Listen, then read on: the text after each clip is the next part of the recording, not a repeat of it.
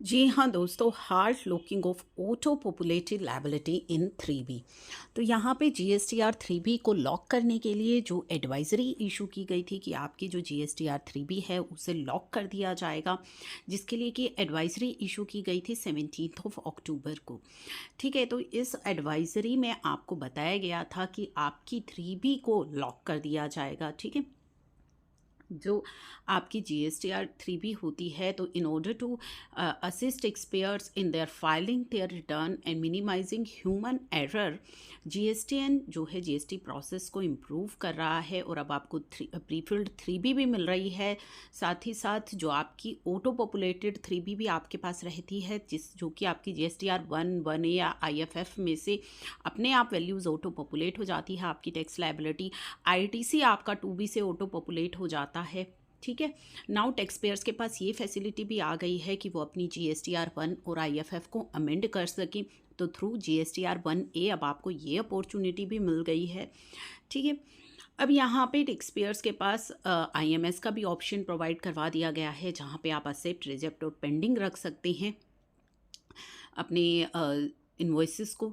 ठीक है, it may be noted that tentatively from January 2025 period से जो GST पोर्टल है that is going to making restrict कि आपके GSTR 3B के अंदर जो चेंजेस हैं वो नहीं होंगे। ऐसा इस एडवाइजरी में कहा गया था कि जनवरी 2025 से आपके चेंजेस जो है ऑटो पॉपुलेटेड जो डेटा रहेगा आपका प्रीफिल्ड 3B में, वो आप चेंजेस उन पे रिस्ट्रिक्शन लगा दी जाएगी। ठीक है, जो आपका GSTR 1A या IFF में से डेटा आता है उन पर रिस्ट्रिक्शंस लग जाएंगी फॉर एक्यूरेसी।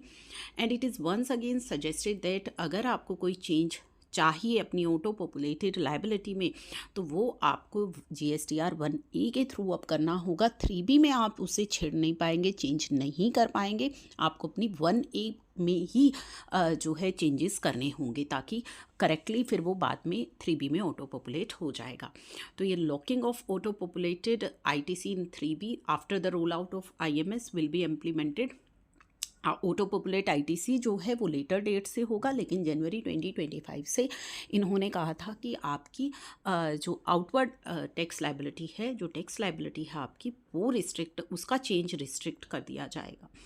तो इसके लिए इन्होंने कहा था कि एक सेपरेट एडवाइजरी हम आपके लिए लेकर के आएंगे। तो सेपरेट एडवाइजरी अब आपके लिए आ गई है। तो सेपरेट एडवाइजरी में क्या लिखा गया है, अभी मैंने आपको प्रीवियस जो एडवाइजरी थी वो बता दी।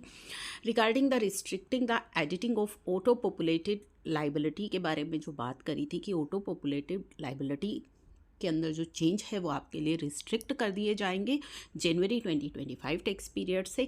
However various request has been receive, तो काफ़ी सारी रिक्वेस्ट आई हैं from the trade seeking time for the same, कि हमें इसके लिए समय चाहिए, आप इस तरीके से इम्प्लीमेंट ना करें। Therefore decision of making non editable auto populated 3B is currently not implemented from January. तो जनवरी से जो है ये चीज़ इम्प्लीमेंट नहीं होगी।